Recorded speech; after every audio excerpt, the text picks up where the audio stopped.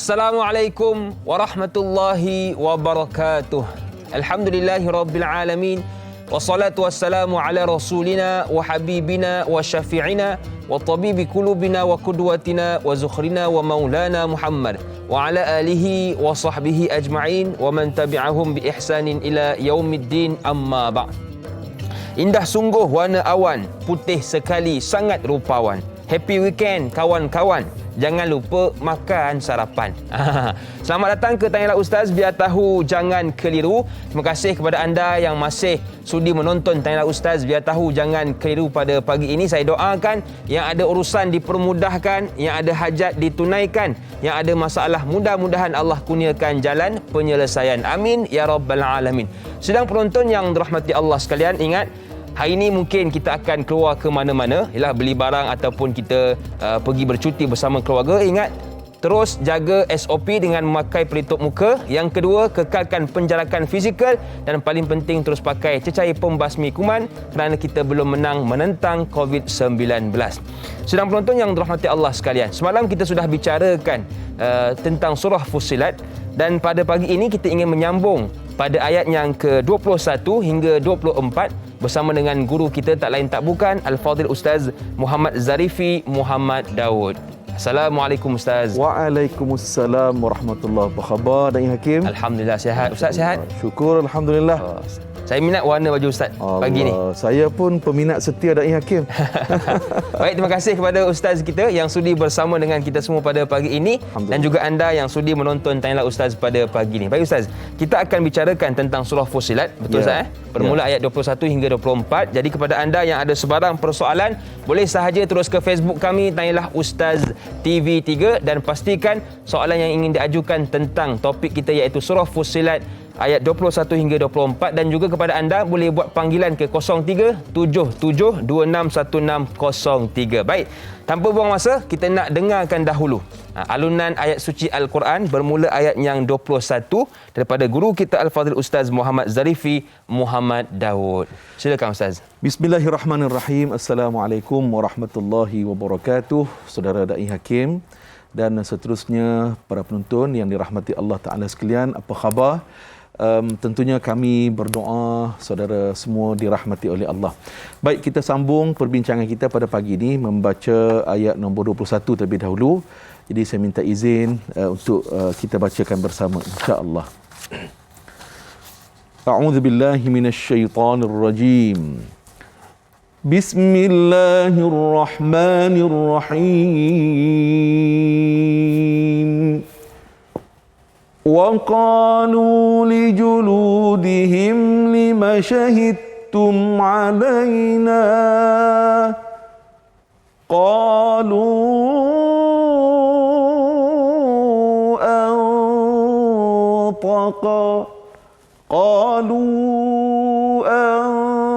أَنطَقَنَا اللَّهُ الَّذِي أنطق كل شيء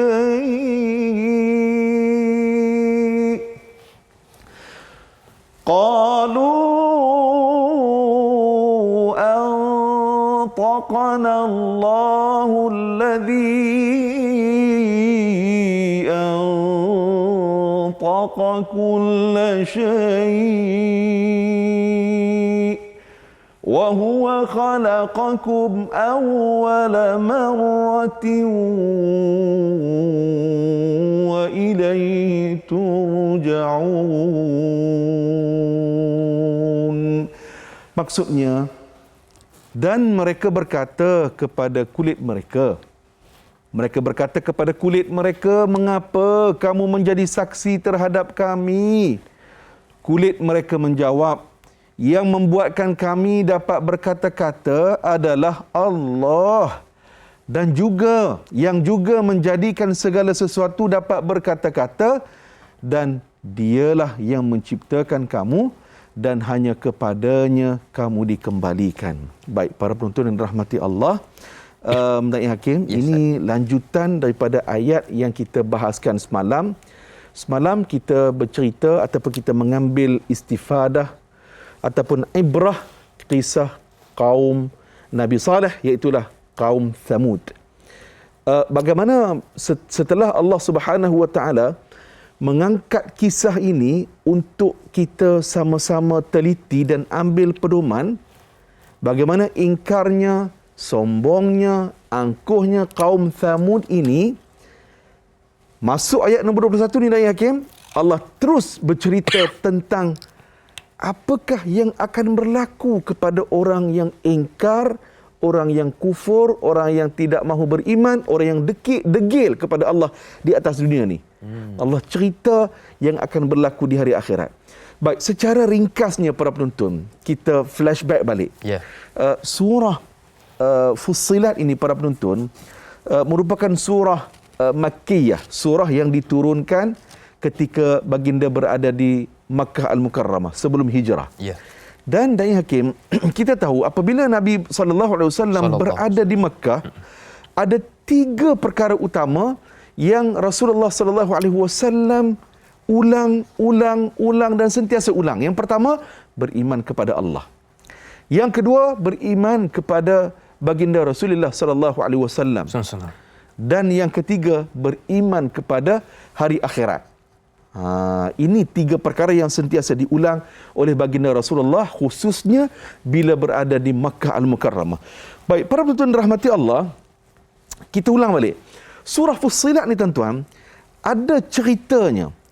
Iaitulah bagaimana dalam riwayat sirah Ibnu Hisham, daripada Jabir bin Abdullah, bagaimana diceritakan Utbah bin Rabi'ah pada satu hari dia datang bertemu Rasulullah. Dia minta tolong. Dia tawarkan kepada Nabi macam-macam. Kedudukan, pangkat, harta, wanita. Dia tawarkan, dia offer kepada Nabi dengan syarat dia kata, "Hey Muhammad, tolong berhenti dakwah kamu ni. Tolong berhenti dakwah kamu ini. Kamu nak apa? Aku akan bagi." Para penonton yang dirahmati Allah Subhanahu Wa Taala sekalian, Utbah bin Rabi'ah dia datang mewakili kaum dia, kaum Quraisy. Kan kaum Quraisy memang lama tak puas hati dah pada Rasulullah. Jadi dia tawar macam-macam.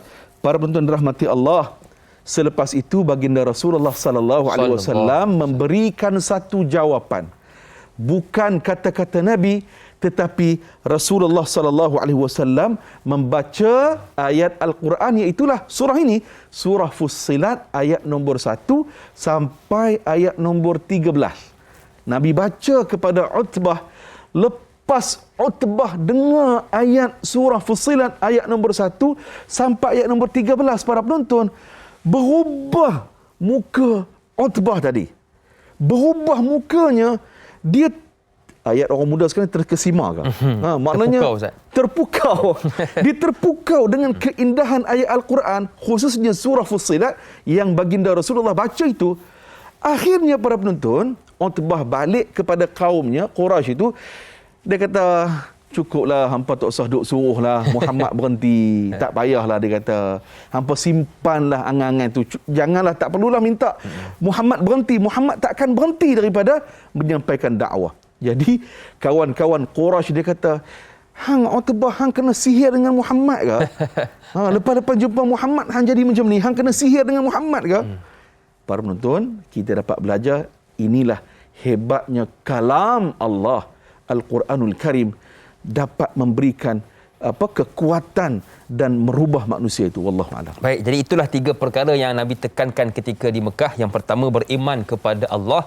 Yang kedua, beriman kepada Rasul. Dan yang ketiga, beriman kepada hari akhirat. Banyak lagi yang ingin kita bicarakan bersama dengan guru kita Ustaz Muhammad Zarifi. Tetapi kita nak rehat seketika. Jangan ke mana-mana, teruskan bersama dengan kami pastinya dalam Tanyalah Ustaz, biar tahu jangan keliru.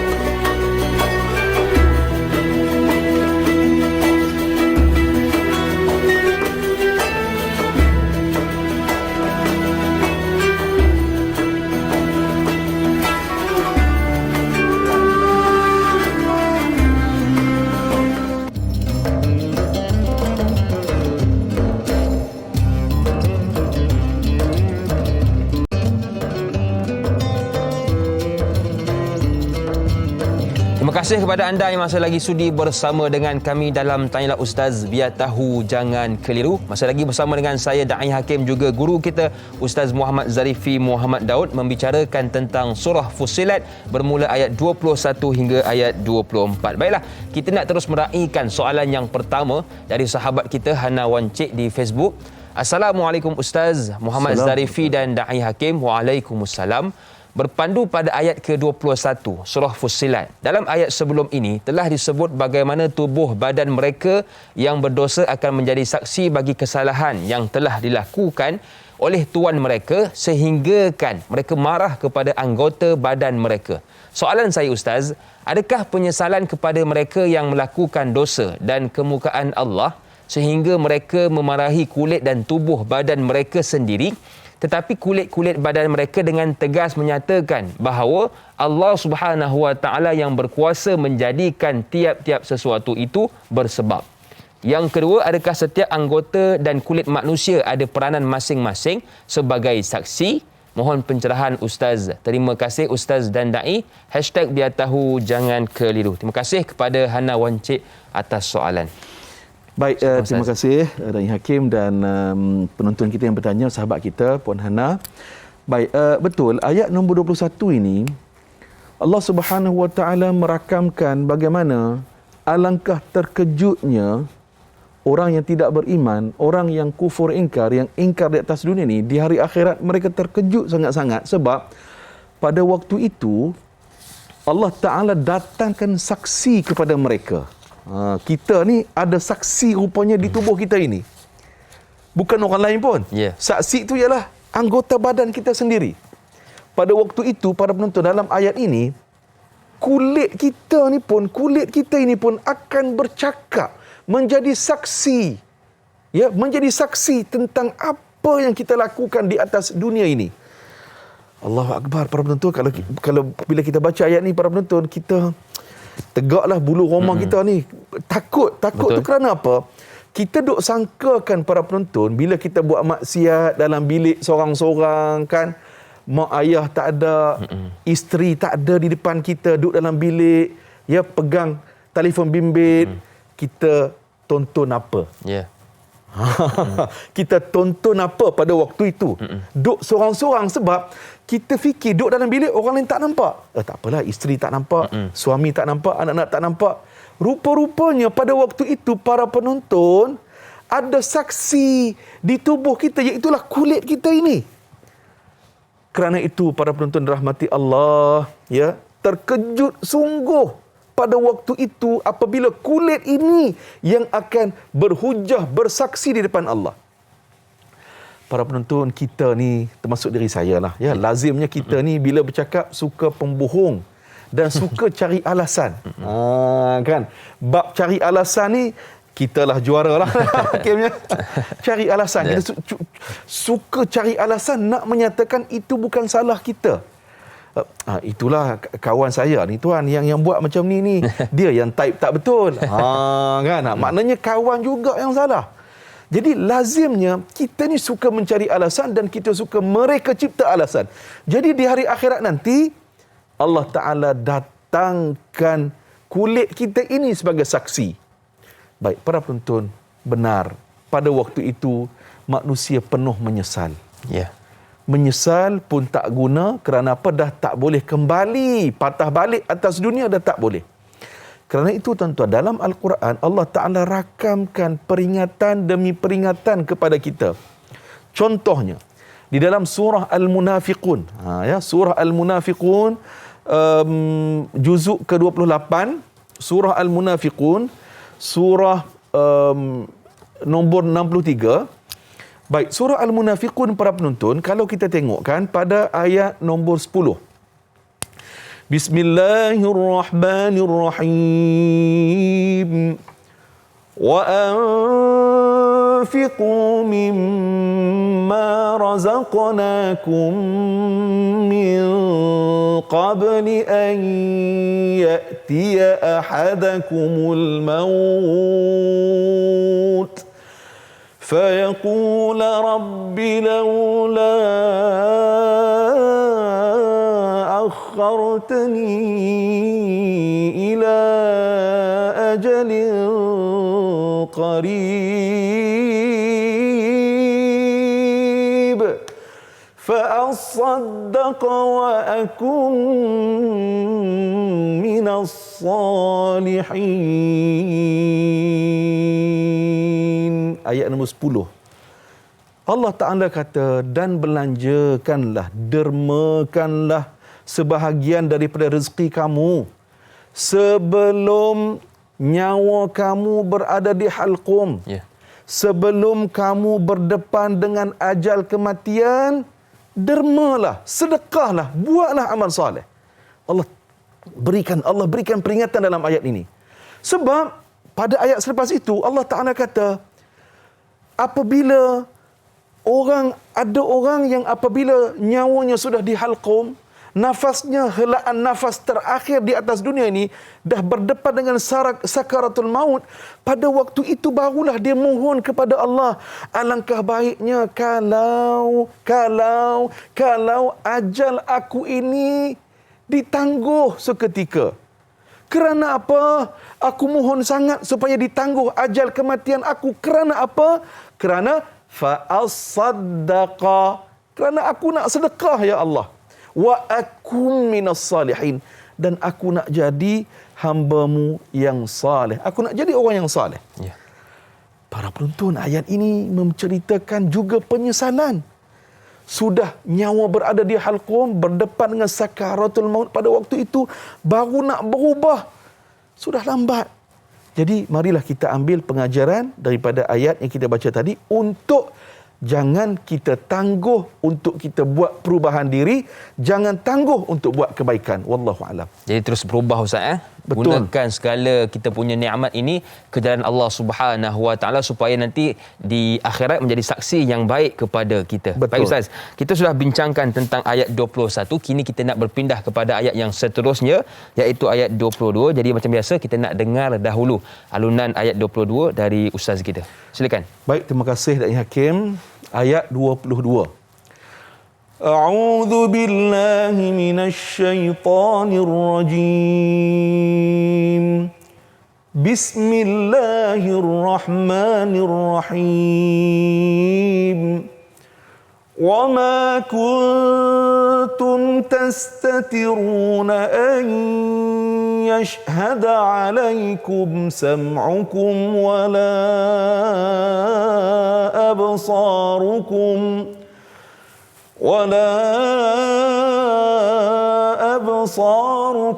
ولا جلودكم ولكن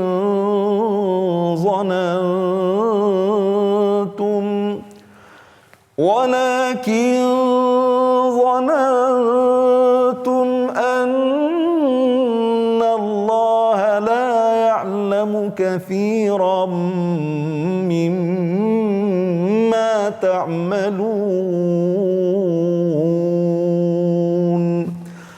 Sadaqallahul azim, maksudnya, dan kamu tidak dapat bersembunyi daripada kesaksian, pendengaran, penglihatan dan kulitmu terhadapmu. Adakah kamu fikir Allah tidak mengetahui banyak tentang apa yang kamu lakukan itu? Ini maksud ayat nombor 22 Da'i Hakim. Okey, baik. Jadi itulah ayat 22 serta terjemahannya yang akan kita bincangkan, dan kita nak raikan soalan seterusnya dari sahabat kita, iaitu Saudara Cik Ci tentang ayat 22 ni Ustaz. Baik. Di Facebook, Assalamualaikum Ustaz Zarifi, Da'i Hakim dan semua kru yang terlibat. Waalaikumsalam. Ayat 22, adakah fahaman orang Arab ketika itu jika mereka bercakap perlahan, Allah tidak mendengar dan boleh lakukan kejahatan secara sembunyi? Serta adakah ketika itu pemahaman mereka terhadap Allah dan hari akhirat tidak lengkap kerana ilmu yang mereka miliki hanya ilmu dari ikutan nenek moyang mereka sahaja? Mohon Ustaz kongsikan, syukran. #biar tahu jangan keliru. Terima kasih kepada Saudara Cik Ci atas soalan. Baik, terima kasih Saudari Sal Rasid Cik Ci. Beliau juga saya ingat penonton setia kita Da'i Hakim. Ya, betul Ustaz. Alhamdulillah. Baik, ayat nombor 22 ni para penonton ada cerita dia. Riwayat ini datangnya daripada Abdullah bin Mas'ud radhiyallahu anhu. Abdullah bin Mas'ud kata, pada satu hari ada 3 orang dia duduk ataupun dia berkumpul depan Kaabah. 3 orang ni dia 2 orang daripada suku Quraisy dan seorang lagi ni daripada suku Bani Thaqif. Okey, 3 orang. Ya. Jadi 3 orang ni dia sembang sama-sama dia. Sembang sama-sama dia.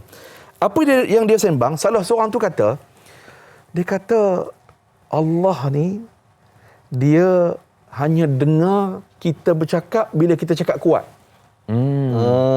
Dia kata gitu. Ingat sepupu dia. Dia kata, kemudian dia kata kalau kita cakap pelan-pelan, bisik-bisik, Allah tak dengar, dia kata. Dia kata begitu. Jadi para penonton, tiba-tiba ada seorang daripada 3 orang ni dia mencelah. Dia kata, kalaulah kita bercakap kuat pun Allah Ta'ala dengar, tentu sekali bila kita bercakap bisik-bisik, pelan-pelan pun, perlahan-perlahan pun, Allah Ta'ala dengar apa kita cakap. Dia sebut begitu. Yeah. Jadi para penonton dirahmati Allah, turunlah ayat nombor 22 ini. Ini menjadi sebab turunnya ayat ini, ayat nombor 22. Jadi riwayat ini direkodkan oleh Imam Muslim. Baik, para penonton yang dirahmati Allah, sekali lagi ayat ini memberikan penerangan ataupun kefahaman kepada kita. Kita tak dapat nak sembunyi dengan Allah Subhanahu Wa Taala. Tak dapat kita nak sembunyi dengan Allah. Kerana itu, Da'i Hakim, kalau kita ingat semula kan, dalam surah Luqman, antara nasihat yang diberikan oleh Luqman Al-Hakim kepada anak-andanya, iaitulah mithqala habbatin. Kalau kamu buat satu perkara, walaupun sebesar zarah, Allah nampak apa yang kamu buat. Ini nasihat yang Luqman Al-Hakim berikan kepada anak dia. Jadi para penonton, yang ni nasihat ni yang kita kena bagi kepada anak-anak cucu kita ni. Mana kata jangan pandang, orang kata jangan pandang kecil pada amalan yang kecil dan jangan pandang kecil kepada dosa yang kecil yang kita buat. Baik Ustaz, kita nak bincangkan ayat seterusnya bersama dengan Ustaz, tetapi kita rehat seketika. Jangan ke mana-mana, teruskan bersama dengan kami pastinya dalam Tanyalah Ustaz, biar tahu jangan keliru.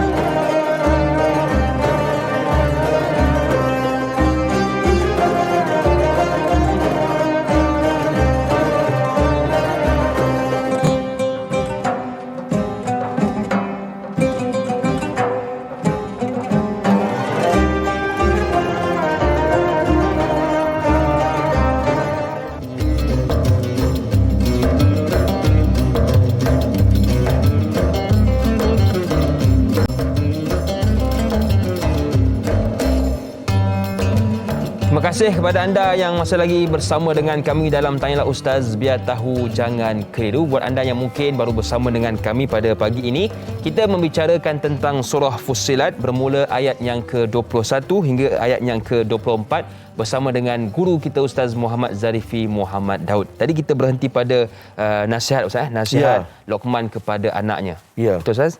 Silakan. Betul. Baik, terima kasih Dan Hakim dan para penonton sekalian. Kita terus berlayar dalam tadabbur kita pada pagi ini. Baik, para penonton, tadi saya kaitkan penting sangat kita pada hari ini memberikan nasihat kepada anak-anak kita, anak cucu kita. Allah Ta'ala nampak semua apa yang kita buat. Kerana inilah yang diberikan nasihat oleh Luqman Al-Hakim kepada anaknya. Ayat nombor 16, Ya bunayya innaha in taku mithqala habbatin min khardalin fatakun fi sakhratin aw fi samawati aw fil ardi ya'ti biha Allah innallaha latifun khabir. Nanti tuan-tuan boleh catat ayat nombor 16 surah Luqman. Baik, menariknya surah Luqman ni para penonton, pada muka surat 412 dalam Al-Quran, ayat nombor 12 hingga ayat nombor 19. Dalam ayat ini, saudara Da'i Hakim, 6 ayat Allah Ta'ala rakamkan dialog Luqman yang beri nasihat kepada anaknya. 6 ayat. 2 ayat merupakan perintah daripada Allah Subhanahu Wa Taala. Jadi 6 ayat itu merupakan dialog yang disebut oleh Luqman Al-Hakim kepada anaknya. Jadi ini indahnya Al-Quran. Dai Hakimnya, Dai Hakim pelajar hafiz Quran, belajar ilmu ulumul Quran ya. Maknanya hebatnya Al-Quran, salah satunya mukjizat bahasa. Kan? Baik, kalau kita tengok ayat tadi, para penonton, ayat nombor 16, wahai anakku, ketahuilah apa yang kamu lakukan walaupun sebesar biji sawi. Biji sawi ni Dai Hakim, para penonton, kalau letak atas penimbang tu tak bergerak jarum tu. Ringan sungguh. Ringan sungguh, kecil, tak bergerak. Satu, ringan. Yang kedua, kalaulah biji sawi itu berada di atas batu ataupun berada di langit ataupun di bumi, Luqman kata Allah Ta'ala nampak semuanya. Subhanallah. Allah nampak semuanya. Dan ditutup ayat itu, innallaha latifun khabir. Allah Ta'ala maha halus pengetahuannya dan maha mengetahui. Halus pengetahuan Allah ini. Kerana itu tuan-tuan, kita ni kan ada malaikat hafazah. Malaikat hafazah, raqib, atid, yang akan catat semua benda yang kita buat. Semua benda, setiap minit, setiap saat dicatat. Kerana itu tuan-tuan, dalam riwayat menyatakan, Ibnu Abbas kata, kata-kata kita ni semua dicatatkan. Ditulis. Kadang-kala Dai Hakim, kita ni bukan kata ucapan minggu lepas kita dah tak ingat. 15 minit tadi pun kita tak ingat dah. Betul. Tapi dicatat oleh malaikat hafazah. Bukan setakat yang kita sebut tuan-tuan. Perkataan biasa yang tidak membawa apa-apa pahala dan dosa pun, contoh kita kata nak makan nasi kerabu pagi ni, dicatat juga. Subhanallah. Para penonton dirahmati Allah, bukan setakat itu tuan-tuan. Kerana itu saya teringat dalam satu riwayat bagaimana Al-Imam Ibn Kathir dalam tafsirnya dia catatkan perkara ini. Imam Ahmad bin Hanbal, para penonton, ketika dia sakit ataupun dia demam, jadi pada awalnya dia merintih-rintih. Kalau kita sebagai contoh, kalau betul misalnya ni contohnya, kalau kita sakit demam kan, isteri kita ataupun kita demam, selalu suami lah kan, kita kata aduh ya, gitulah kan. Kita rasa penat sangat demam tu, jadi mulut ni tak terhenti duk sebut aduh kan. Para penonton, selepas Imam Ahmad bin Hanbal diperingatkan daripada Tawus bahawa malaikat akan mencatat semua perkara yang keluar, yang terbit daripada mulut ini, Imam Ahmad bin Hanbal pun apabila dia sakit selepas itu, dia sudah tidak merintih lagi. Maknanya ditukar ganti dengan perkataan-perkataan berbentuk doa, zikir dan sebagainya. Jadi ini yang kita belajar daripada Imam Ahmad bin Hanbal. Kalau kita sakit dan sebagainya, elok kita ganti perkataan yang keluar daripada mulut kita ini, daripada yang tak memberikan apa-apa, elok kita gantikan dengan doa, zikir dan seumpamanya. Wallahu a'lam. Jadi jangan pandang enteng pada sekecil amalan yang kita lakukan, dan jangan ingat tiada catatan kepada dosa kecil yang kita lakukan. Baik Ustaz, kita sudah meraihkan 2 soalan pada pagi ini. Soalan seterusnya Ustaz dari sahabat kita juga, Laila Dila Rosa di Facebook. Assalamualaikum Ustaz dan Da'i. Waalaikumsalam. Ayat ke-22 ayat ini merupakan satu peringatan bukan sahaja pada kaum musyrikin pada ketika itu, tetapi juga pada zaman ini apabila terlalu seronok melakukan dosa sehingga kan terlupa bahawa sekecil dan sebesar apapun perbuatan kita, kesemua anggota tubuh kita itu menjadi saksi pada hari kebangkitan di akhirat kelak. Mohon pencerahan. Terima kasih kepada Laila Dila Rosa atas soalan. Baik para penonton, betul lah, ayat ini menjadi peringatan kepada kita semua. Apa yang kita buat di atas dunia ni pasti akan diaudit oleh Allah di hari akhirat nanti.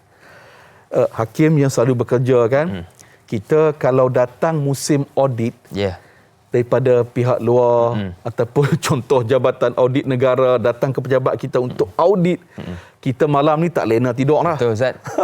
Makan pun tak selera. Makan pun tak selera. Sebab apa, nak mengadap nanti ni. Takut ada yang apa yang kita buat tu tidak tepat dengan peraturan. Ya, setuju Ustaz. Satu hal, kemudian nak cari dokumen balik. Alamak kan. Masa tu lah susah nak jumpa Ustaz. Susah, masa tu tak jumpa. Maknanya itu audit manusia. Ya. Audit dengan Allah Subhanahu Wa Taala lagilah tuan-tuan dan puan rahmati Allah, sangat menggerunkan. Karena itu tuan-tuan, dalam tafsir Al-Imam Al-Qurtubi, beliau telah mencatatkan bagaimana pandangan Sufyan bin Uyainah. Apa kata Sufyan bin Uyainah? Malaikat ni apabila dia mengetahui yang kita ni ada niat yang tak baik, malaikat dah dapat tahu dah signalnya. Bagaimana? Malaikat akan terbau bau busuk. Tu kalau niat yang tak bagus. Yeah. Niat yang tak baik, kita nak buat jahat, dah niat dah ni. Malaikat dah tahu dah. Dia terhidu bau busuk. Tu kalau kita niat nak buat maksiat, benda tak baik. Tapi kalau kita niat benda yang baik-baik, nak buat benda baik, sekejap lagi dah tamat siaran Tanyalah Ustaz pagi ni rasa nak berkebun lah tepi rumah tu. Kan Nak sihatkan badan. Nak sihatkan badan dengan anak-anak, nak riadah dengan anak-anak. Okey, niat yang baik. Malaikat sudah terhidu bauan kasturi. Yeah. Ini pandangan Sufyan bin Uyainah. Jadi para penonton yang dirahmati Allah Subhanahu Wa Taala sekalian, kerana itu tuan-tuan, hidup kita ini kita sentiasa perlu beri peringatan. Da'i Hakim, saya teringat Al-Imam Al-Muzani. Yeah.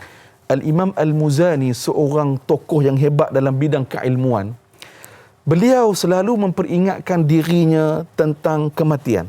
Subhanallah. Al-Imam Al-Muzani seorang yang hebat. Al-Imam Al-Muzani seorang yang hebat. Seorang yang faqih, doanya mustajab, kemudian akhlaknya mulia, orangnya zuhud. Dia salah seorang murid yang hebat kepada Al-Imam Asy-Syafi'i. Baik, apa yang dibuat oleh Al-Imam Al-Muzani untuk melembutkan hatinya sebagai tazkirah? Apa yang beliau buat? Apabila ada kematian, beliaulah yang memandikan jenazah tersebut. Ini cara yang beliau buat untuk melembutkan hatinya. Jadi para penonton yang dirahmati Allah, penting sangat untuk sentiasa kita jinakkan hati kita ini supaya sentiasa ingat Allah Subhanahu Wa Taala. Dua perkara. Yang pertama, sentiasa zikrullah, zikir kepada Allah. Yang kedua, muraqabatullah. Rasa diri kita ini sentiasa diawasi oleh Allah Subhanahu Wa Taala. Wallahu a'lam. Jadi itulah sifat hati, berbolak-balik, kadang-kadang baik, kadang-kadang sebaliknya. Jadi dua perkara yang telah Ustaz pesankan kepada kita. Yang pertama, zikir kepada Allah Subhanahu Wa Taala. Yang kedua, rasa yang Allah itu sentiasa memerhatikan kita dalam kehidupan. Baik, kita ada seorang pemanggil Ustaz di talian. Alhamdulillah. Assalamualaikum. Siapa di sana? Waalaikumsalam warahmatullahi wabarakatuh. Da'i Hakim dan juga Ustaz Muhammad Zarifi bin Muhammad Daud. Saya Omar Abdul Majid dari Felda Cini Timur 3, Pekan, Pahang. Yeah. Assalamualaikum Ustaz dan Da'i. Waalaikumsalam warahmatullahi wabarakatuh. Apa khabar tuan? Alhamdulillah, saya sihat. Da'i Ustaz sihat ya? Alhamdulillah. Alhamdulillah. Ya, jadi soalan saya begini Ustaz ya. Kita semua tahu dah Ustaz, bukan tak tahu. Kita ni, contohnya saya sendirilah. Daripada kecil dah belajar dah. Apa yang kita lakukan semua dinampak oleh Allah Subhanahu Wa Taala, dicatat oleh malaikat. Persoalannya Ustaz, kadang-kadang kita dah tahu, tapi saja buat-buat tak tahu Ustaz. Ini yang kita ni diawasi setiap masa. CCTV 24 jam mengikut kita, apa yang kita lakukan. Tapi kita tak pernah pun nak ambil iktibar. Kadang-kadang kita hati dah dalam hati ini berdetik pula. Allah Maha Penyayang. Kita buat salah sikit-sikit yang kecil-kecil. Kita nantikan, kita mohonlah keampunan daripada Dia. Allah Maha Pengampun. Soalan saya, Ustaz, apakah boleh kita bersikap macam ini, bersikap begini Ustaz? Ataupun apakah salah sikap kita begini dan mengambil remeh satu-satu amaran Allah dalam ayat Al-Quran, dan bolehkah kita sebagai manusia biasa ini bersikap begini Ustaz? Itu soalan saya Ustaz. Dan Da'i, senyum nampak jijik, ada rezeki jumpa lagi walaupun pakai emas tak nampak pun tak apalah Da'i ya. Senyum tak nampak jijik, pakai emas Itu saja. Terima kasih banyak. Assalamualaikum. Waalaikumsalam warahmatullahi wabarakatuh. Terima kasih kepada Tuan Omar Abdul Majid, pemanggil setia hujung nyawa kita Ustaz dalam Tanya Ustaz biar tahu jangan keliru. Saya duduk tunggu pantun hujung tu lah. Sahabat kita ni, ya, baik. Kita nak dengar jawapan dari guru kita Ustaz Muhammad Zarifi selepas berehat nanti. Kerana kita nak berehat seketika, kita nak istighfar seketika. Kembali selepas ini pastinya dalam Tanyalah Ustaz, biar tahu jangan keliru.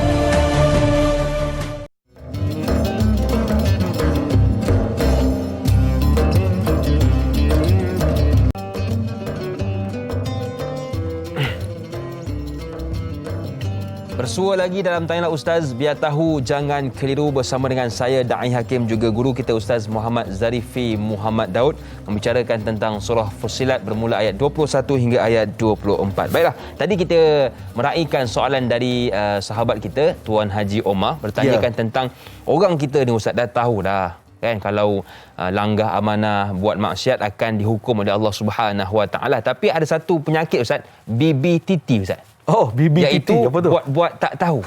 Jadi bagaimana golongan seperti ini? Silakan Ustaz. BBTT buat tak tahu. Menarik Saudara Hakim. Baik para penonton, mari kita tengok apa yang telah dicontohkan oleh para nabi dan para rasul. Yang pertama, Nabi Yusuf alaihi salatu wassalam. Nabi Yusuf ni Da'i Hakim, ya, Allah Ta'ala kurniakan ketampanan kepada Nabi Yusuf alaihi salatu wassalam. Tampannya Nabi Yusuf ni para penonton, sehingga kan orang yang potong bawang ni sampai terpotong jari lah. Kan? Tampannya Nabi Yusuf. Subhanallah. Segaknya Nabi Yusuf alaihi salatu wassalam. Bukan setakat itu para penonton, Nabi Yusuf juga diberikan kedudukan mentadbir sebuah negara. Yeah. Tetapi apa yang kita nak belajar daripada Nabi Yusuf alaihi salatu wassalam, dalam surah Yusuf ayat nombor 11, lihat doa yang dibacakan oleh Nabi Yusuf. Tawaffani musliman wa alhiqni bis-salihin.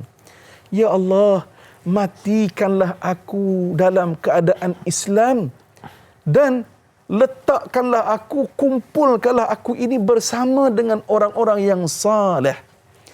Tengok para penonton, kita belajar daripada Nabi Yusuf alaihi salatu wassalam berdoa kepada Allah supaya tetap imannya. Ya. Yeah. Tetap imannya dan berada bersama dengan orang yang saleh. Satu. Yang kedua para penonton, kita lihat juga baginda Rasulullah sallallahu alaihi wasallam. Dalam satu riwayat daripada Aisyah radhiyallahu anha, pada satu malam itu Da'i Hakim, tiba-tiba Aisyah tengok, tersedar tengah malam, tengok baginda Rasulullah di sebelah tak ada. Jadi Aisyah mencari-carilah Nabi di mana. Tiba-tiba tak lama kemudian Aisyah radhiyallahu anha lihat baginda Rasulullah sallallahu alaihi wasallam sedang salat, sedang sujud. Dan selepas itu Sayyidatina Aisyah radhiyallahu anha mendengar doa baginda Rasulullah sallallahu alaihi wasallam. Apa yang Nabi sallallahu alaihi wasallam bacakan para penonton? Allahumma inni a'udzu bi ridaka min sakhatik wa bi mu'afatika min 'uqubatik wa a'udzu bika minka la uhsi thana'an 'alaika anta kama athnaita 'ala nafsik. Rumusan doa ini ialah bagaimana Rasulullah sallallahu alaihi wasallam menghitung, memuhasabah diri tentang syukur Rasulullah yang masih kurang. Subhanallah. Ya Allah, ini Rasulullah para penonton. Betul. Rasulullah merasakan diri Rasulullah bersyukur kepada Allah masih tak cukup. Subhanallah. Apa pelajarannya? Sentiasa kita memperingatkan diri kita. Kerana itu para penonton Da'i Hakim, setiap pagi kan selepas subuh dan selepas asar, petang selepas asar, pagi selepas subuh, kita sentiasa membaca al-ma'thurat. Ya. Ya, zikir al-ma'thurat ini para penonton salah satunya selalunya di hujung itu ialah sayyidul istighfar. Penghulu segala istighfar. Allahumma anta rabbi la ilaha illa anta khalaqtani wa ana 'abduka wa ana 'ala 'ahdika wa wa'dika mastata'tu a'udzu bika min syarri ma sana'tu abu'u laka bi ni'matika 'alayya. Ya Allah, aku mengaku nikmat-Mu kepada diriku ya Allah. Kita mengaku nikmat yang Allah berikan kepada kita. Kita mengaku ini nikmat daripada Allah. Wa abu'u bi dhanbi faghfirli. Dan ya Allah, aku mengaku aku ni hamba-Mu yang berdosa ya Allah. Ampunkanlah aku ya Allah. Fa innahu la yaghfiru dzunuba illa anta.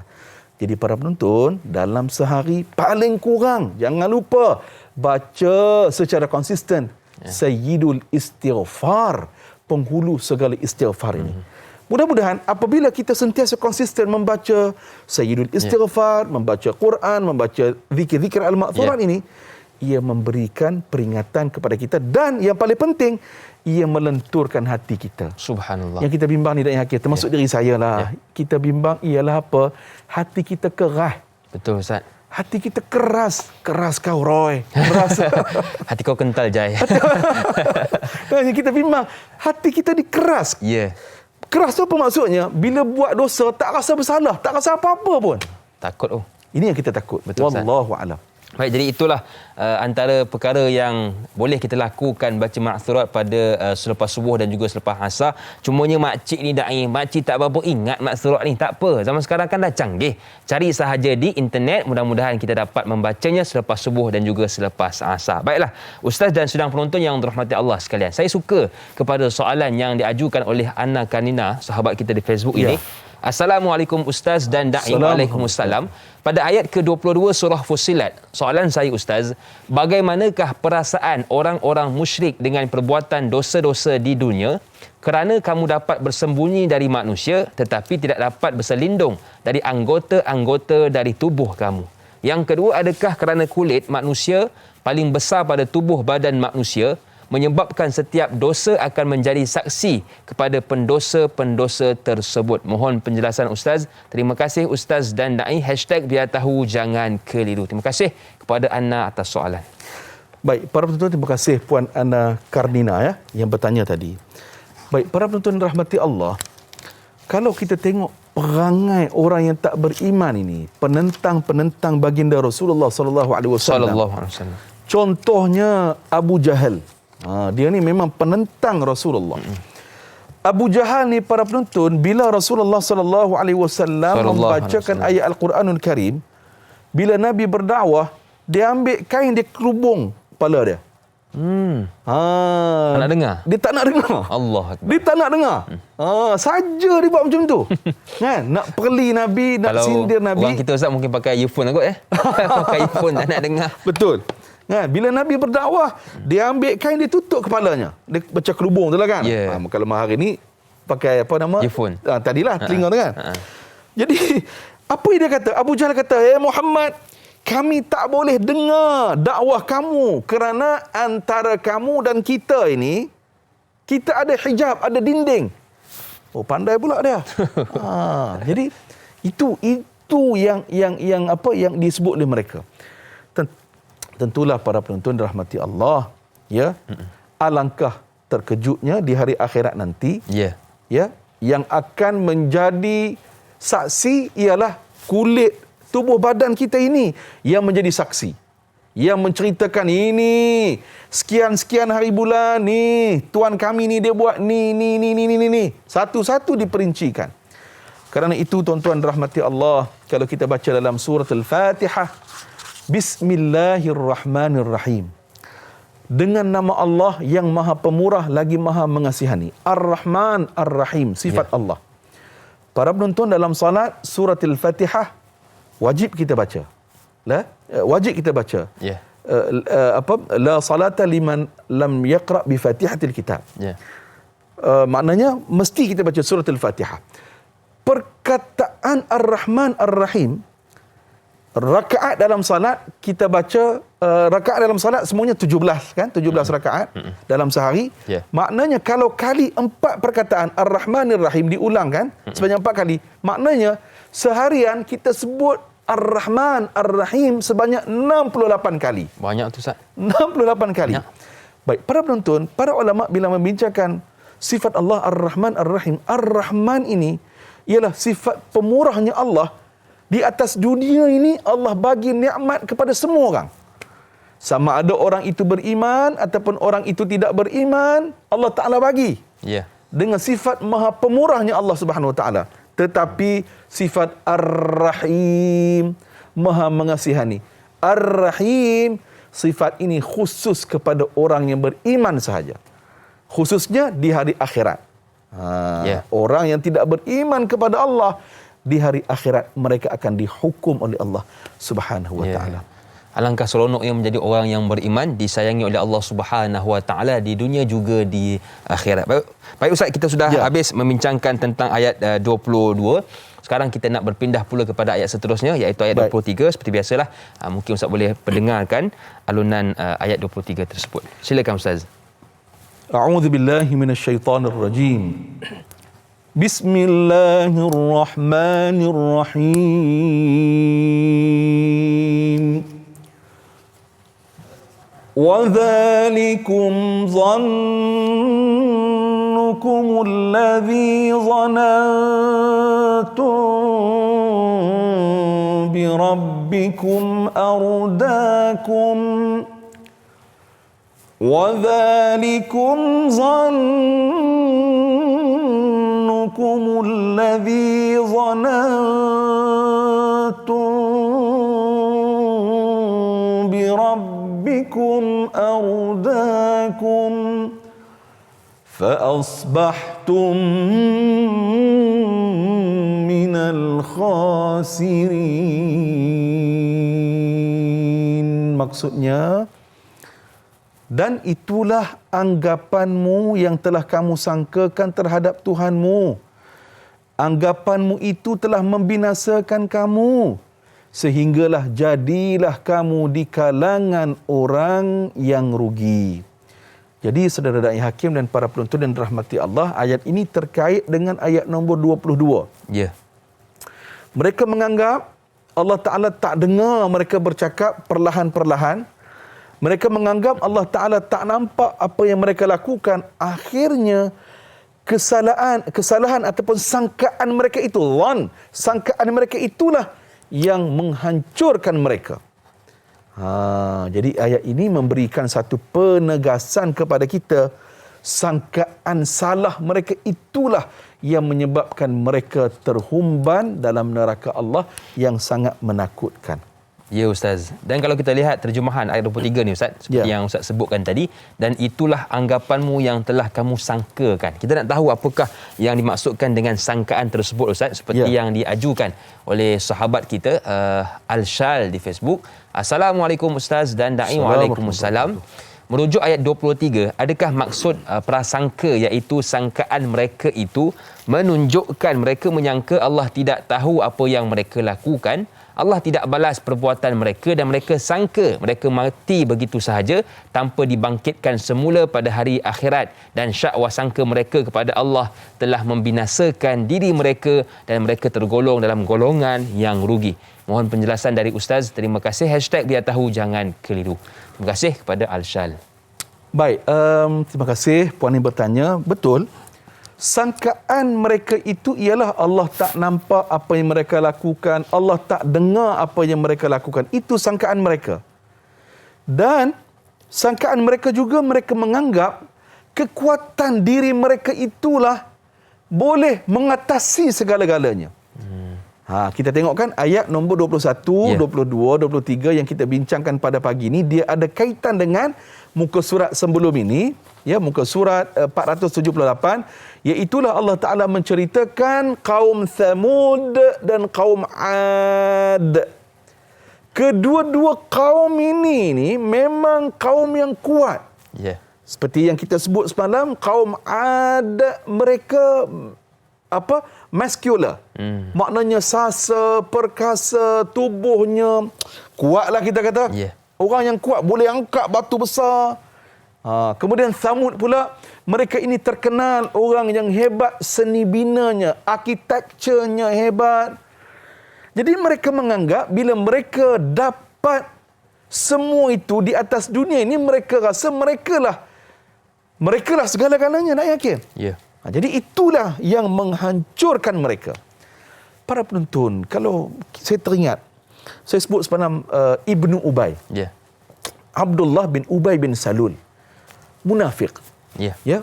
Orang munafik ni tuan-tuan, Abdullah bin Ubay bin Salul ataupun Ibnu Ubay ni, Ibnu Abbas menyatakan, Ibnu Ubay ni orangnya segak, orangnya tampan, orangnya penampilannya menyenangkan.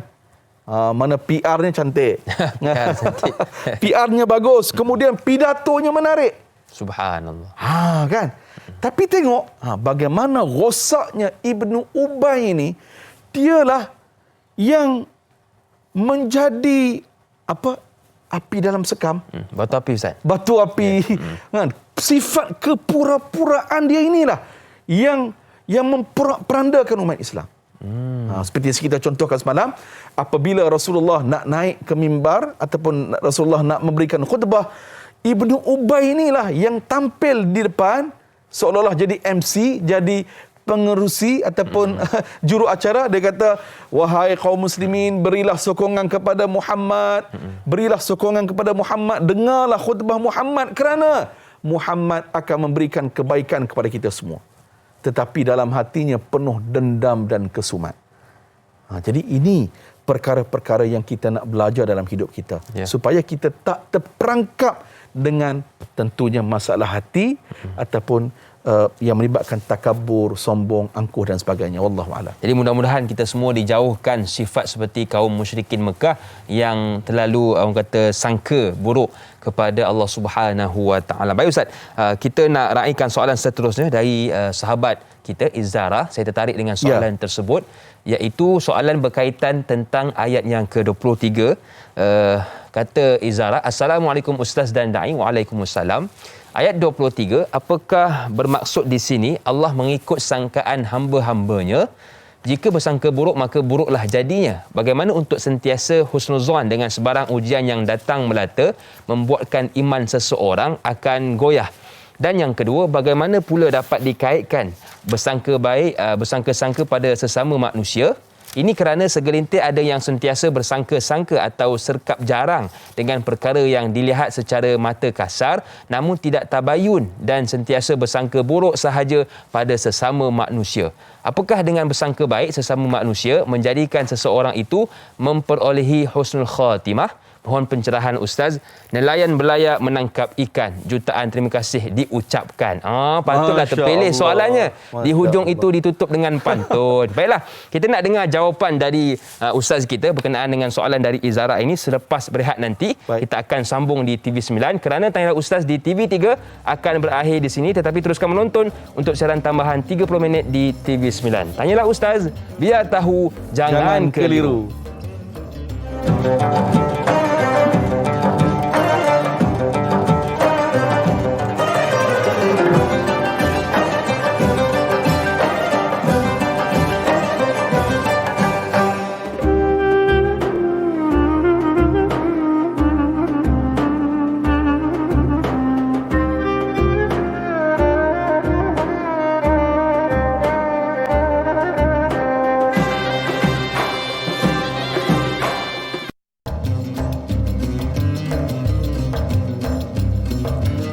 Khalidu bil Qur'ani huwa imamuna ala hidayatillahi amitna.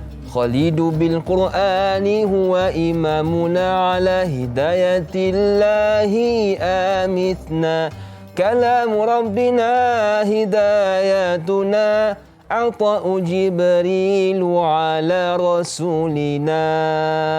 Terima kasih kepada anda yang masih lagi sudi bersama dengan kami dalam Tanyalah Ustaz. Biar tahu jangan keliru. Masih lagi bersama dengan saya Da'i Hakim, juga Ustaz kita iaitu Ustaz Muhammad Zarifi Muhammad Daud, membicarakan tentang surah Fussilat bermula ayat 21 hingga ayat 24. Baiklah, tadi kita berhenti pada soalan yang diajukan oleh sahabat kita Izzara Zulaikah, bertanyakan tentang ayat 23 Ustaz. Jadi dijemput Ustaz dan mungkin boleh kita bacakan sekali lagi sebagai orang kata ialah kita nak recap balik soalan tersebut. Apakah bermaksud di sini Allah mengikut sangkaan hamba-hambanya?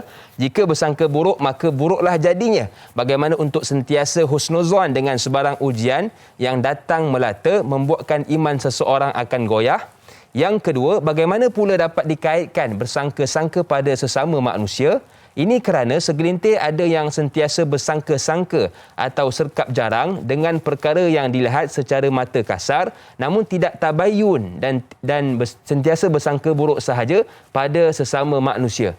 Apakah dengan bersangka baik sesama manusia menjadikan seseorang itu memperolehi husnul khatimah? Mohon pencerahan Ustaz. Nelayan belayar menangkap ikan. Jutaan terima kasih diucapkan. Terima kasih kepada Izzara atas soalan. Subhanallah, subhanallah, masya-Allah. Oh, sedaplah Dai Hakim nasyid dewa tadi. Subhanallah. Subhanallah Ustaz. Tu nasyid pakai pelitup muka tu kan. Sedap macam tu dah. Alhamdulillah. Baik para penonton, terima kasih sahabat kita yang bertanya. Benar, Allah Azza wa Jalla bersama dengan sangkaan hamba Allah Subhanahu wa taala. Maknanya kita ini mesti sentiasa bersangka baik dengan Allah Subhanahu wa taala. Husnuzan. Contoh, bila Allah Ta'ala timpakan ujian kepada kita, sakit ke, contoh kita diberhentikan kerja, contoh kita bersangka baik dengan Allah. Apa? Kita kata pada diri kita, tak apa, Allah Ta'ala bagi sakit ni kerana Allah nak angkat darjat diri kita. Allah nak hapuskan dosa kita. Allah nak beri kebaikan kepada kita. Allah nak bagi kita rehat setelah lama bekerja tanpa henti. Jadi apabila kita bersangka baik ini, tentu sekali para penonton, ia akan mengundang pahala kepada kita. Kita bersangka baik itulah yang menjadi jalan redha kepada Allah. Jalan bertawakal kepada Allah. Jalan kita berusaha untuk mencari rawatan untuk menyembuhkan sakit kita. Para penonton, apabila kita diuji dengan sakit, apa juga rawatan ikhtiar yang kita cari selagi mana tidak bercanggah dengan syarak, kaedah usaha kita usaha kita itu Allah Ta'ala akan bagi pahala kepada kita. Maknanya bila lama kita sakit, dalam tempoh itu kita cari penawar, kita ikhtiar cari rawatan, sepanjang itu Allah Ta'ala akan berikan pahala kepada kita. Jadi itu nombor satu, sentiasa kita bersangka baik dengan ketentuan Allah kepada kita. Kita berdamai dengan takdir. Satu. Yang kedua, ni bab yang kedua, iaitulah apabila kita terima satu berita ataupun contoh kan, saya tak kenal Dai Hakim, tiba-tiba tak kenal, tak pernah bersembang, tak pernah bercakap, tak pernah interaksi, tiba-tiba saya sangka buruk kepada Dai Hakim. Tak boleh. Jangan kita bersangka buruk kepada orang lain. Kerana itu, pada masa yang sama dalam surah Al-Hujurat, Allah Ta'ala kata apa kepada kita?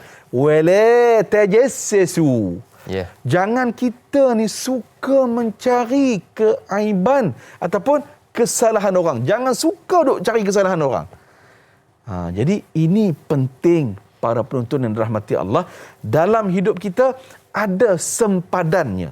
Ada sempadannya. Jadi ikutlah sempadan tersebut supaya kita tidak terlangkah ataupun kita terjerumus ke lembah dosa, maksiat dan sebagainya. Kerana apa? Sangka buruk ni dia melibatkan dosa hati.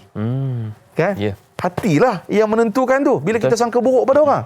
Jadi wallahu a'lam. Baik Ustaz, jadi itulah kita diberikan dua mata, satu untuk melihat keaiban diri kita dan satu lagi untuk melihat kelebihan yang ada pada orang lain. Jadi kita ada masa untuk kita cari keaiban orang lain Ustaz. Betul. Baik. Jadi Ustaz, kita sudah habis membicarakan ayat 23 dan sekarang kita nak berpindah pula ke ayat yang terakhir, iaitu ayat 24. Jadi macam biasalah, orang kata rugi kalau tak dengar suara merdu Ustaz ni. Allah. Jadi jemput Ustaz untuk memperdengarkan ayat yang terakhir, ayat 24. Ayat nombor 24 surah Fussilat. A'udzubillahi minasyaitanirrajim. Bismillahirrahmanirrahim. Fa in yasbiru fan فالنار مثوى لهم وإن يستعتبوا فما هم من المعتبين. Sadaqallahul azim. Maksudnya, meskipun mereka bersabar atas azab neraka, maka nerakalah tempat tinggal mereka. Dan jika mereka minta belas kasihan, maka mereka itu tidak termasuk orang yang pantas dikasihani. Baik, para penonton, ayat ni dia maksud dia macam ni. Ketika mana orang yang tidak beriman itu diseksa di dalam neraka Allah, kemudian lama mereka diseksa, mereka bersabar. Makna ayat ini, mereka bersabar dengan seksaan itu. Sabar mereka ketika itu sabar yang kosong. Maksudnya yang sudah tidak bererti apa-apa lagi dah. Sepatutnya sabar itu di atas dunia. Ya. Sabar dengar tazkirah, sabar dengar kuliah pengajian, sabar dengar nasihat, sabar melakukan ibadat, sabar melakukan salat. Sepatutnya sabar ni di atas dunia ni. Jadi sabar dalam konteks ayat ini ketika telah pun dihukum di dalam neraka, waktu itu sudah terlambat bagi mereka.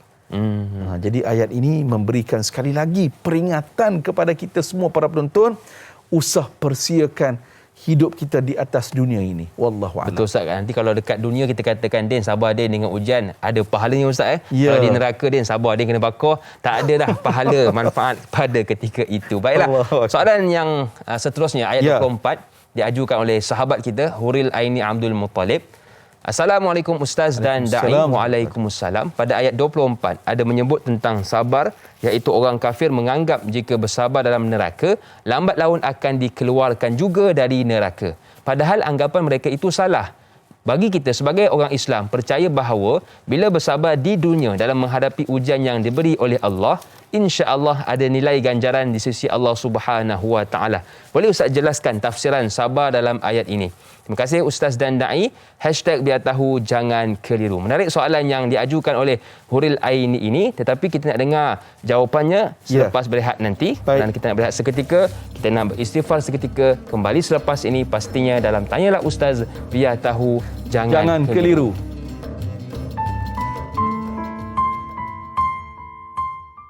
Bismillahirrahmanirrahim. Allahumma inni a'udzubika minal barasi wal jununi wal judhami wa min sayyi'il asqami. Ya Allah, sesungguhnya kami berlindung denganmu daripada penyakit gila, kusta, sopak dan sebarang jenis penyakit yang menggerunkan. Amin ya rabbal alamin.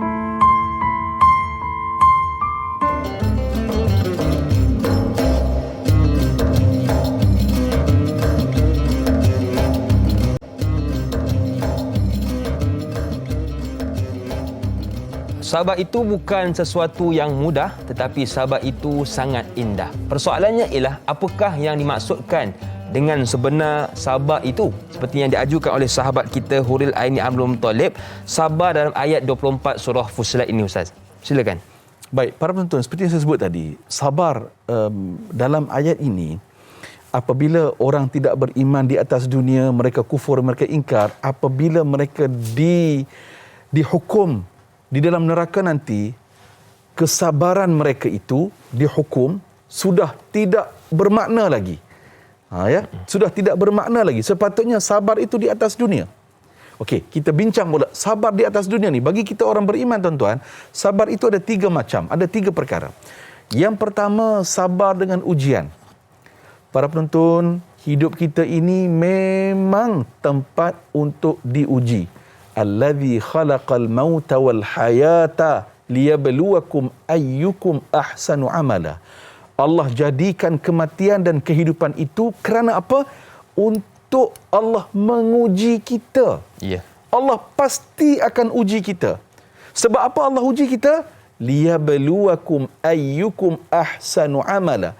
Allah nak cari di kalangan kita hamba Allah ini, siapakah yang paling baik amalannya.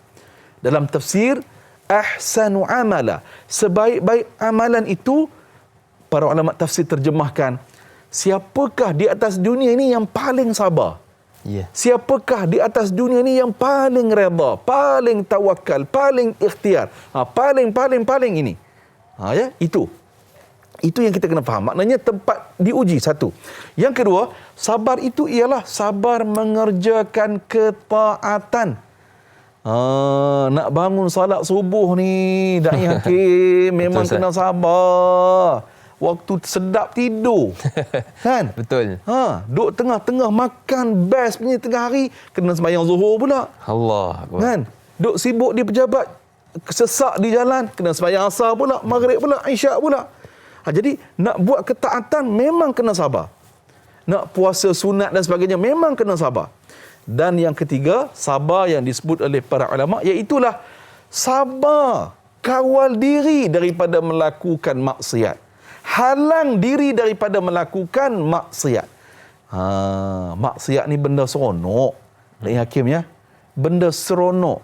Seleranya itu kena dengan hawa nafsu kita. Jadi, halang diri daripada melakukan maksiat, halang diri memerlukan kesabaran. Kerana itu, para penonton rahmati Allah, Da'i Hakim, saya teringat. Buya Hamka dengan isterinya selalu topik yang mereka sembang, topik tentang akhirat. Subhanallah. Dalam satu cerita, sehari sebelum isterinya meninggal dunia, Buya Hamka dan isterinya bersembang, berdialog. Isterinya bertanya, abang, jika saya yang meninggal dahulu, saya mati dulu, bolehkah kita bertemu lagi? Isterinya tanya kepada Buya Hamka. Para penonton, Buya Hamka jawab, abang akan berusaha untuk bertemu denganmu sayang. Abang usaha untuk cari kamu sayang. Dalam cerita ini diceritakan pada waktu itu topik ini disembangkan buat kesekian kalinya sehari sebelum isteri Buya Hamka meninggal. Subhanallah. Ketika sakit. Baik. Kemudian bila Buya Hamka jawab begitu, abang pasti usaha cari kamu sayang. Isterinya bertanya, kenapa abang kena usaha? Isterinya bertanya. Hamka kata, abang yakin adinda ahli syurga. Subhanallah. Adinda ahli syurga. Tapi abang penuh dengan dosa.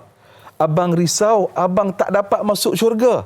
Tapi abang akan usaha. Subhanallah. Kan? Maknanya, tengok, topik sembang suami isteri ni ialah akhirat. Jadi kita kena muhasabah sama-sama lah tuan-tuan, ya. Muhasabah kita sama suami isteri. Dalam 24 jam itu, topik apa yang kita banyak sembang? Kan? Betul, Ustaz. Topik apa yang kita banyak sembang? Jadi, kita perbetulkan. Jangan lupa dalam 24 jam itu, ada juga topik-topik tentang hari akhirat yang kita sembang dengan isteri, dengan suami kita, supaya kita saling ingat mengingati. Wallahu a'lam. Jadi sembang dengan isteri itu banyakkan kepada akhirat. Ini tidak Ustaz shopping menjang, tak salah, tetapi kita ada juga selit tentang akhirat. Baik Ustaz. Ya. Soalan seterusnya dari Intan Zurina Abdul Razak. Assalamualaikum Ustaz, da'i dan warga tanyalah Ustaz. Waalaikumsalam.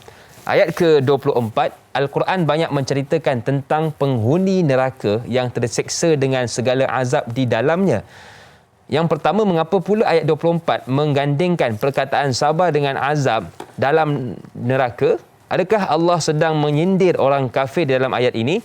Yang kedua, ayat ini diakhiri dengan amaran. Segala rayuan orang kafir untuk dikeluarkan dari dalam neraka tidak akan dilayan. Bagaimana pula jika orang Islam yang berdosa merayu untuk dikeluarkan, masih adakah rahmat Allah buat mereka? Mohon pencerahan Ustaz. Terima kasih. Terima kasih kepada Intan Zurina Abdul Razak atas soalan. Baik, terima kasih saudara Intan yang bertanya. Satu soalan yang sangat baik. Benar, ayat ini menggentarkan hati kita. Kerana apa? Saat telah pun mereka dihukum di dalam neraka Allah, mereka merayu-rayu kepada Allah Subhanahu Wa Taala. Mereka rayu kepada Allah. Tentunya para penonton, pada waktu itu rayuan itu tidak berguna lagi. Rayuan itu pasti tidak akan berguna lagi. Kerana apa? Kerana di atas dunia ini Allah Ta'ala telah hadirkan Rasul dan risalah iman yang disampaikan. Kerana itu dalam ayat Al-Quran yang lain, saat manusia dihumbankan, sebelum dihumbankan dalam neraka Allah, malaikat bertanya, "Hei manusia, atas dunia dahulu tidak datangkah Rasul, risalah Rasul kepada kamu? Tak datangkah risalah Rasul kepada kamu?" Malaikat bertanya kepada ahli neraka sebelum mereka dihumbankan. Malaikat tanya tu bukan malaikat nak tahu jawapan. Tetapi malaikat tanya tu nak perli, nak siniskan orang yang tidak beriman, orang yang tolak ajaran yang dibawa oleh Nabi Muhammad sallallahu alaihi wasallam. Kerana itu para penonton, apabila kita baca Al-Quran dengan sepenuh penghayatan, sepenuh jiwa, maka ia akan mengundang keinsafan kepada kita. Contoh Da'i Hakim, Sayyiduna Umar Al-Khattab radhiyallahu anhu, apabila beliau membaca surah At-Tur, beliau baca surah At-Tur ayat 1 sampai nombor 8. Wat-Tur wa kitabim mastur fi raqim mastur. Kemudian para penonton, pada ayat nombor 7 dan nombor 8, inna azaba rabbika lawaqi' ma lahu min dafi'. Masuk ayat nombor 7 dan nombor 8 ni para penonton, apa yang berlaku, menangis Umar Al-Khattab bila dengar dan baca ayat ini. Sebab ayat nombor 7 dan nombor 8 itu, inna azaba rabbika lawaqi', bermaksud sesungguhnya azab Tuhan kamu pasti tetap akan berlaku. Subhanallah. Ma lahu min dafi', pada waktu itu tak ada seorang pun yang dapat menolak azab Allah Ta'ala.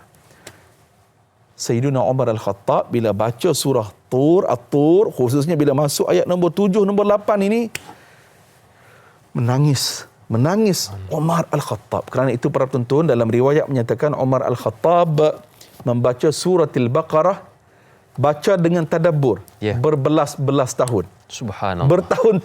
Bertahun-tahun baca surah Al-Baqarah. Maknanya baca dengan penuh tadabbur dan tadhakkur. Allahu a'lam. Ya, itu yang terbaik Ustaz. Bukan setakat baca saja, tetapi kita iringi dengan tadabbur. Tadi Ustaz ada sebutkan tentang Buya Hamka dengan isterinya Ustaz. Saya teringat satu ayat Quran, Allah berfirman, "Qu anfusakum wa ahlikum nara." Sebab itulah kalau boleh kita nak bersama-sama dengan keluarga kita untuk masuk ke syurga Allah Subhanahu wa taala. Baiklah Ustaz, kita sudah berada di penghujung rancangan Tanyalah Ustaz Biar Tahu Jangan Keliru. Mungkin Ustaz ada sedikit kesimpulan untuk topik kita pada pagi ini.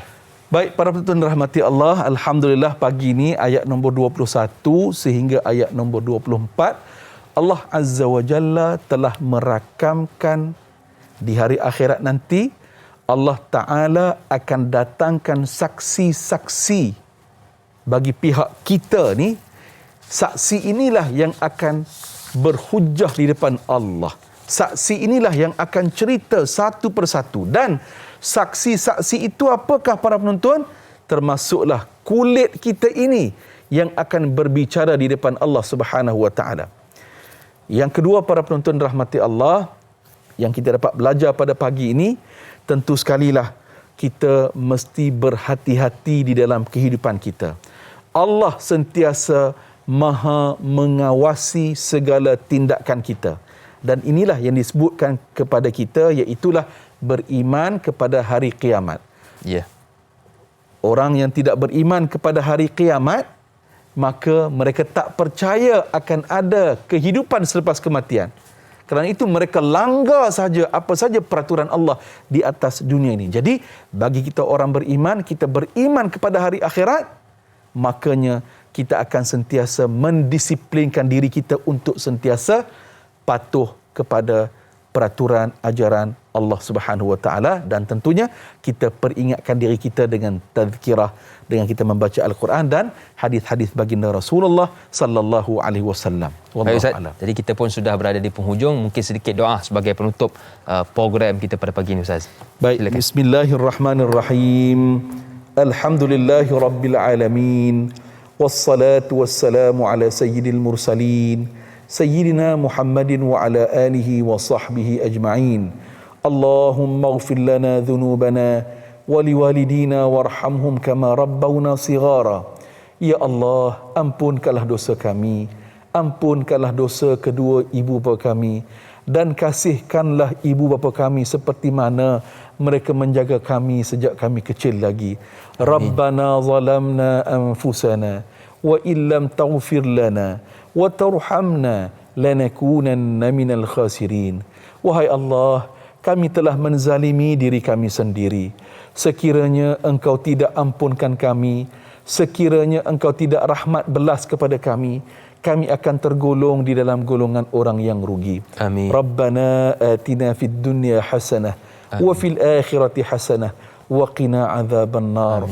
Wa sallallahu ala sayyidina Muhammad wa ala alihi wa sahbihi ajma'in. Subhana rabbika rabbil izzati amma yasifun. Wa salamun alal mursalin. Walhamdulillahi rabbil alamin. Amin, amin ya rabbal alamin. Terima kasih kepada guru kita yang sudi berkongsi ilmu dengan kita pada pagi ini. Kepada anda keluarga besar Tanyalah Ustaz, teruskan menonton Tanyalah Ustaz pada esok pagi bersama dengan sahabat saya Da'i Nizal dan juga panelnya Ustaz Muhammad Abdullah dengan topik sirah figura akhir zaman, iaitu Imam Mahdi, bermula 6.30 pagi hingga 8.30 pagi. Akhir kata, alangkah senang di hari raya banyak bertemu dengan teman. Al-Quran membuat kita bahagia kelak bagi orang beriman. Saya Naim Hakim, senyum nampak gigi, ada rezeki, jumpa lagi. Assalamualaikum warahmatullahi wabarakatuh.